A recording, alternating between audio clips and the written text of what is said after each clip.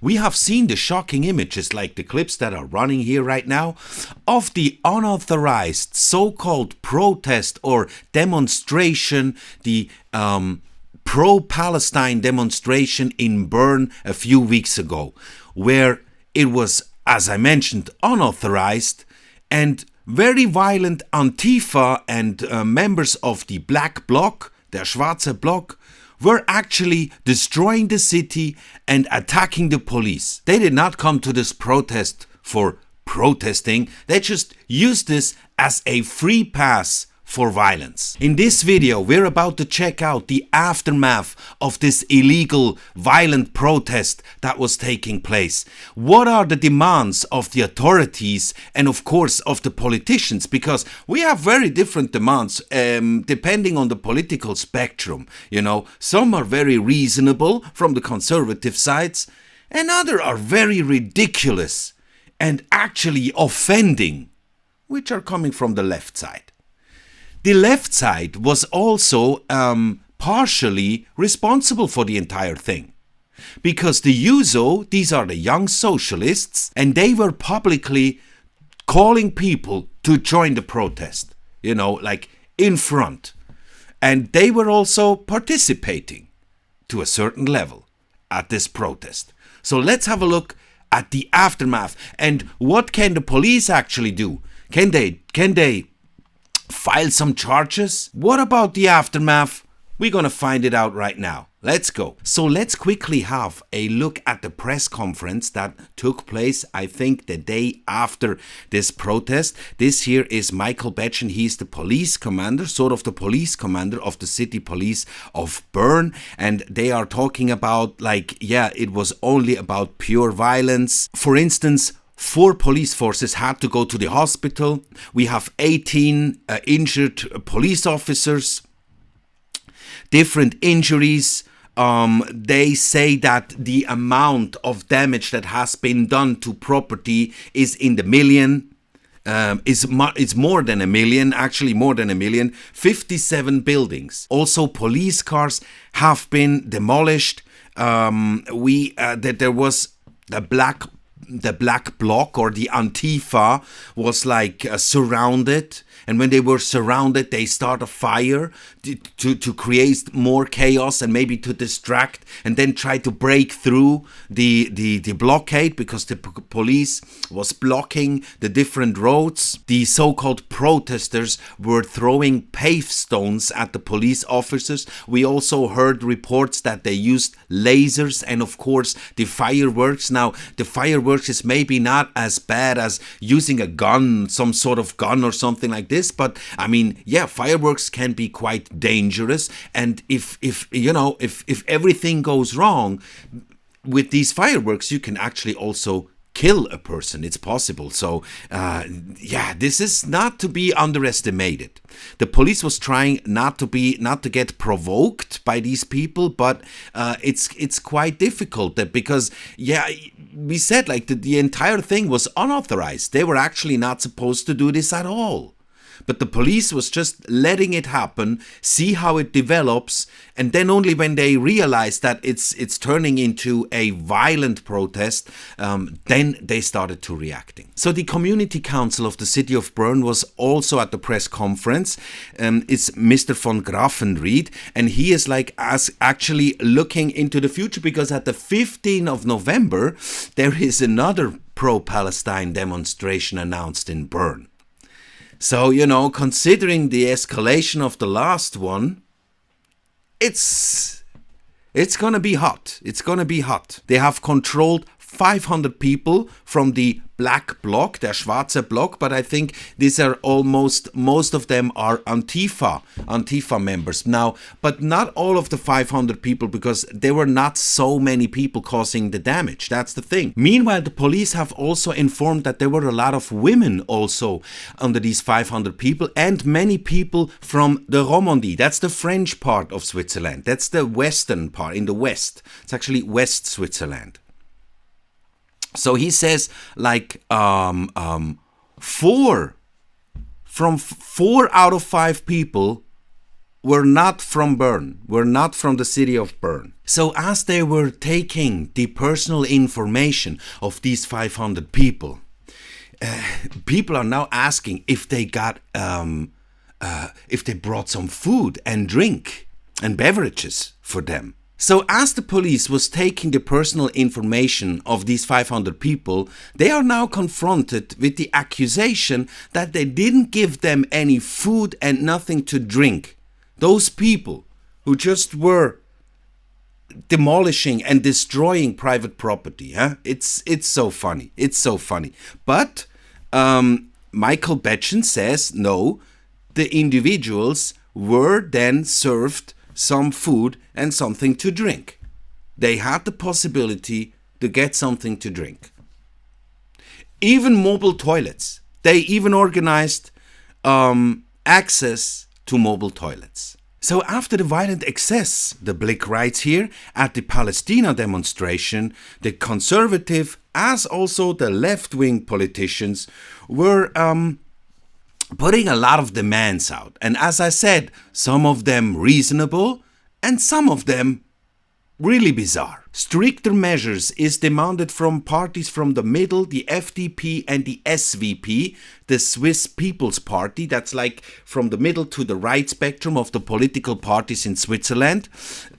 Because there is, for instance, a center of culture, so-called, die Reithalle. It's like also a concert hall. It's full of graffiti. It's like some sort of a autonomy zone, and you know, whenever something like this happens, people first gather there and, you know, warm up, drink a lot of alcohol, take drugs to get in the mood to destroy the city, and then they will start doing what they love to do the most. And afterwards, or while it was escalating in the city, people always went to this Reithalle, to this place, to this, yes, sort of a concert hall, but it's like this, it's an entire zone there. Because if you see somebody walking through the city with the scuba dive goggles, the black bloc clothing, and a hammer in the backpack, at the day where there is an unauthorized demonstration, you know this person is not going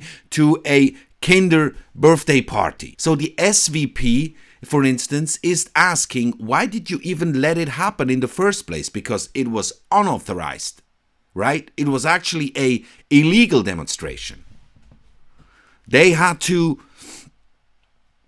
or just control the people right away at the railway station, you know, to prevent all these violence from being happening. And, you know, now we have all the costs. We heard it before. It's more than 1 million Swiss francs. More than 1 million Swiss francs. 18 police officers injured. 4 of them in the hospital. 57 buildings were damaged. Now, let's get to the left. What are the leftist politicians saying? They are also very upset. But not because of the demonstration. No, because of the police. Because they actually say that the demonstration was peaceful until the police came in and started harassing people and started the violence. So it's actually the police's fault. It's the police's fault. Although these people came in a full dress, right? As we heard before, like completely black with their umbrellas, with the pave stones. They had lasers to blind. Actually, you can blind someone with these lasers these days. These lasers are very dangerous. They had the fireworks, they had hammers, they had all types of stuff. So the police is mixing irritants into the water for the water thrower. Of course, this is being criticized as well, because what consequences on your health could that have? They're worrying about the health consequences of those violent people. But they are not worrying about the health consequences of the police officers, which are being attacked. It's so crazy. It's so crazy. Why you do this? Why you do this? Why did you hit them? Why did you, being like violent to those peaceful protesters? It's crazy. And they have the nerve to ask or to demand, why weren't they be giving out some thermal blankets for these people because the police had to use the water thrower, right? And then they were controlling and taking the personal information of all these people, these 500 people that they put together, that they gathered together there in the middle of the streets. And now the leftist politicians are saying, these people were then having cold. They had nothing to eat. They couldn't go on the toilet. And why the hell did you even use dogs? These poor dogs. Put the police dogs in this environment. It's very unhealthy for them. Yeah, but your people were causing the entire thing, right? And also the young socialists were helping to organize the entire thing. The ideology is it makes no sense, man. The city councillor of Biel, it's a smaller city nearby Bern in the western part of Switzerland, in the Romandie, where a lot of these protesters, especially the violent ones, came from, is part of the USO, the Young Socialists, and she is kind of justifying all the violence breakout. She had to delete a few of her social media posts because she got a lot of backlash because she was justifying the entire thing, right? This is her. The USO city councillor Nina Schlupp. She's defending herself for the support that she was giving those vandalists. So she's calling for resistance. She says the state is actually protecting imperialism, apartheid, and genocide. Of course, the genocide, it's a complete lie. It's complete fabricated genocide. But they are just intifada until victory. That's what she's writing here. It's so bad, man. It's so bad. And these people are like. These people are really politicians. So this commentary here in the Blick has a very good title, and it reads, "The left betray their values and they don't realize it." That's exactly what I'm saying, Like, they walk for all they now join together with all the Islamists. The left, the feminists, join together with the Islamists. How the hell does that work together? It makes no sense. It's so insane. It's completely insane. Also the leftists are now the anti-Semitist. It makes no sense. And also here you can see, you see these flags? The communists, they mix everything together. Just what they think. They just pick, cherry pick stuff together. It's the same as everybody's protesting for Palestine, but there's a genocide going on in Nigeria. There's a genocide on Christian, and a literal one, an actual one, not a fabricated like in Palestine. But people don't care. They say what is driving them is the humanitarian thing, no, it's not, because if it would be, then you would not only cherry pick and be so selective and only care about Palestine, but do not care about Nigeria, don't care about Yemen, don't care about Syria, they don't care about the Congo, they don't care about any of those places where there are actual genocides taking place and persecution of Christians. But you know what? The problem is the one who are persecuting are the Islamists. That's the problem. How could they see? That's what they betray their values. They don't even realize. Now they're so caught up in their lies. It's difficult to get out of it. It's going to be difficult. Now Rolf Cavalli, the editor-in-chief of the Blick, has put this in very nice words. He says, there's something going wrong at the leftists because during the week they demand the state for more subsidies, more regulations, and take more responsibility, the state, more regulations of the state. But at the weekend, they declare the state as their enemy. And, from the state, the lawful state, is being changed at the weekend into a fascistic system of oppression. Then he says that, at the forefront we have the Antifa. They always talk about the black bloc, but actually it's the Antifa, bro. It's the Antifa. But the problem are not only the militants, but also those people who just walk with them, and nobody is condemning it. The Socialist Party is very silent about the entire thing. They don't speak out. They do not really condemn the violence. They do if you ask them, but they will not say anything by themselves. There are no statements. This silence is an approval. If you do not speak out against it, you are approving it. It's similar to when there is another Islamistic motivated terror attack. These so-called moderate Muslims are silent. They are not condemning the act of terror. They are not condemning the killer. No, for the most part, often they're criticizing the state, they're criticizing the police, they are, try to defend the psychopaths, the attackers. Just turn around. The victim and the perpetrator, right? That's what they love to do. The president of the Green Party, Lisa Mazzone, and the Socialist Party Ständerat Carlo Sommaruga, they actually started the initiative to recognize Palestine. 3 days later, they start the initiative that we have to vote in Switzerland to recognize Palestine as a state. In the same time, where there's actually a ceasefire between Israel and the Hamas, right, in the war in the Gaza. And Hamas is at this exact same parallel at that time. Hamas was starting to execute people on the streets in the Gaza Strip. So as soon as the IDF has left, the Hamas came crawling out of their caves and started to execute people on the streets. Same time, they started the People's Initiative to recognize Palestine. That's next.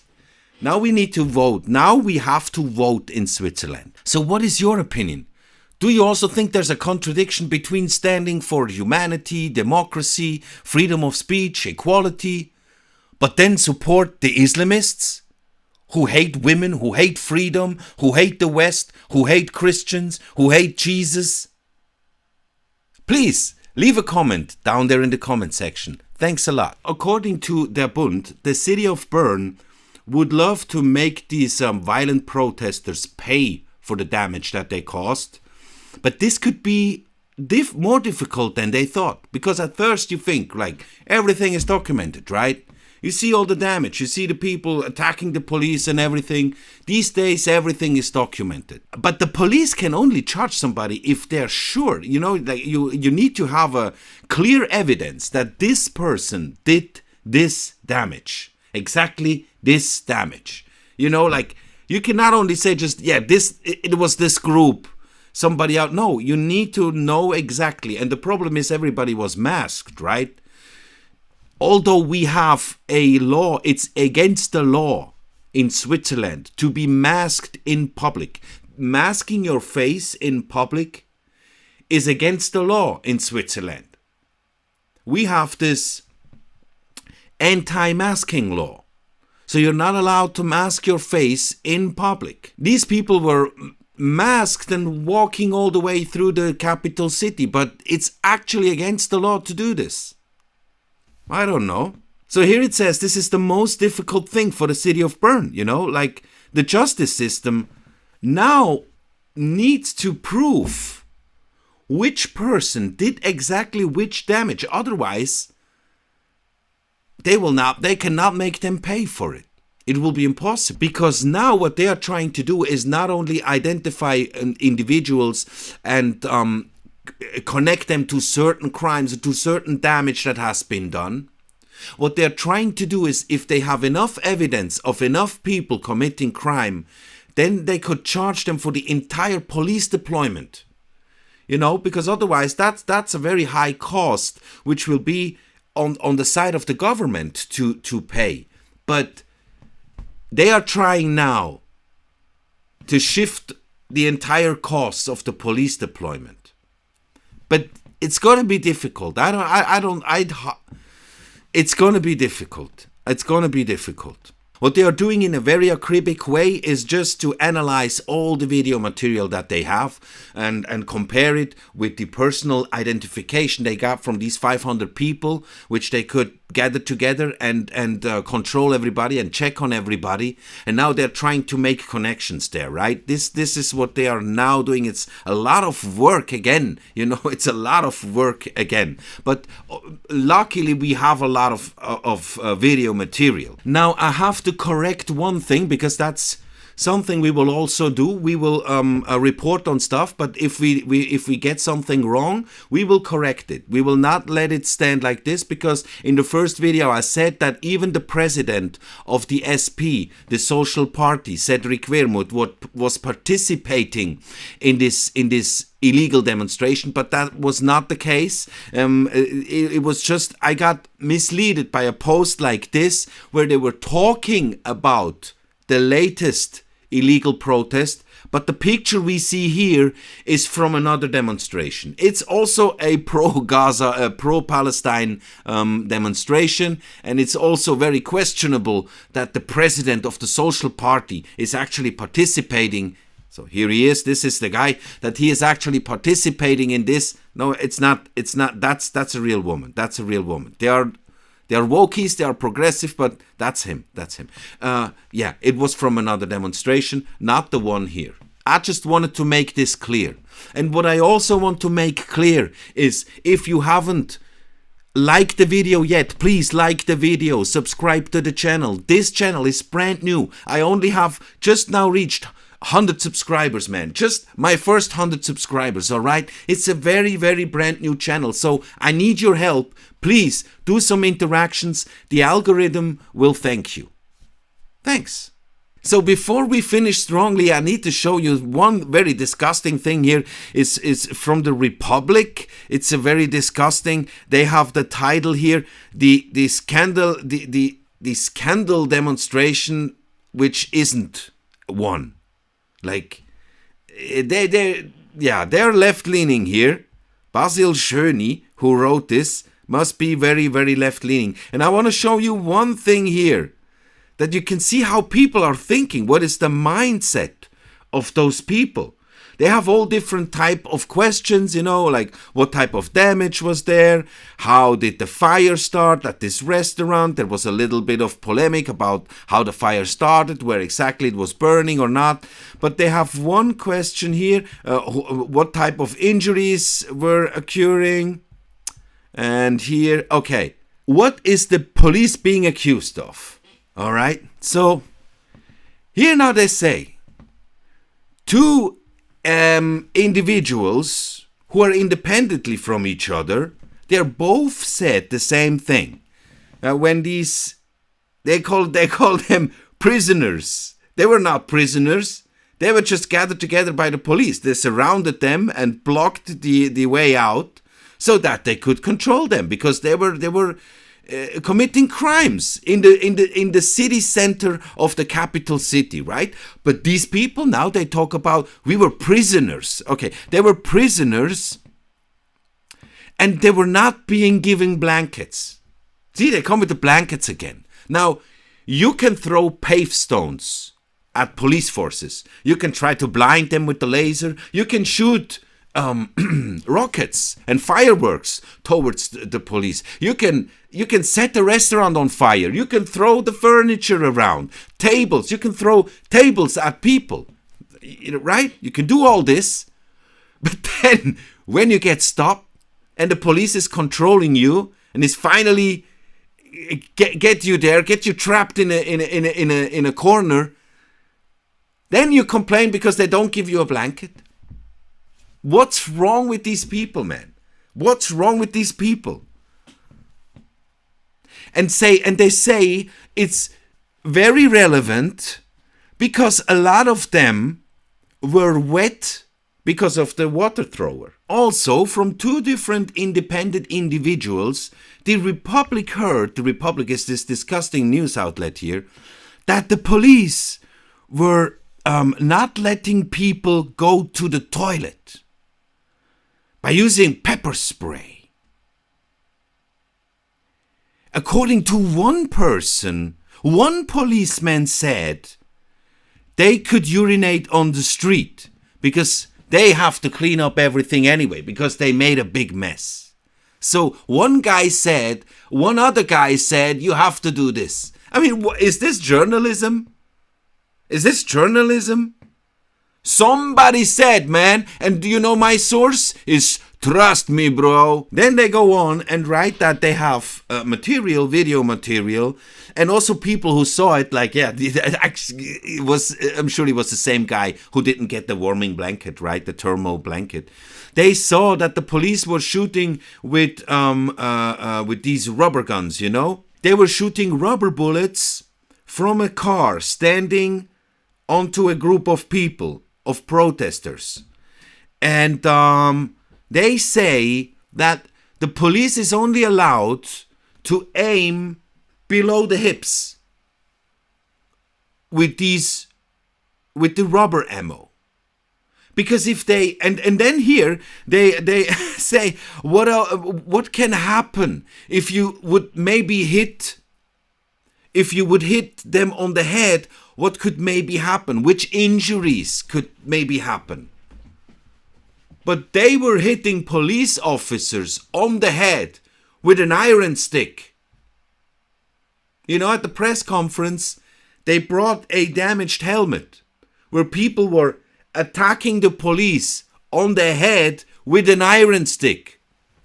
But here they complain about the police using rubber bullets against people who are destroying the capital city center while participating in an illegal protest. This is where we have arrived now. These people are, you know, they are so hateful, full of hatred, but also so sensitive. You know, they are very being offended by this. And and here the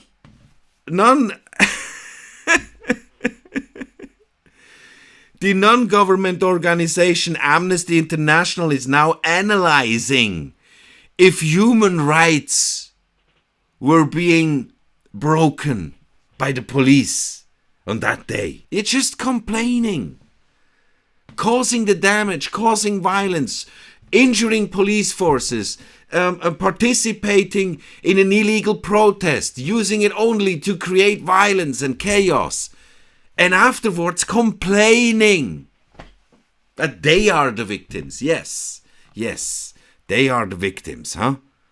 They are the Antifa.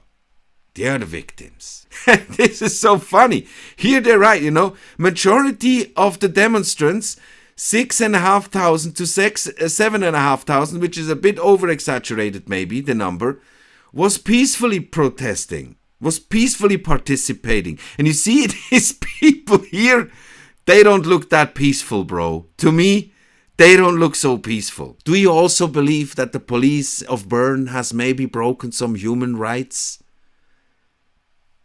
on this afternoon in Bern, or not? Please let me know down there in the comment section. Leave a comment. Thanks for watching. See you in the next one. Bye bye.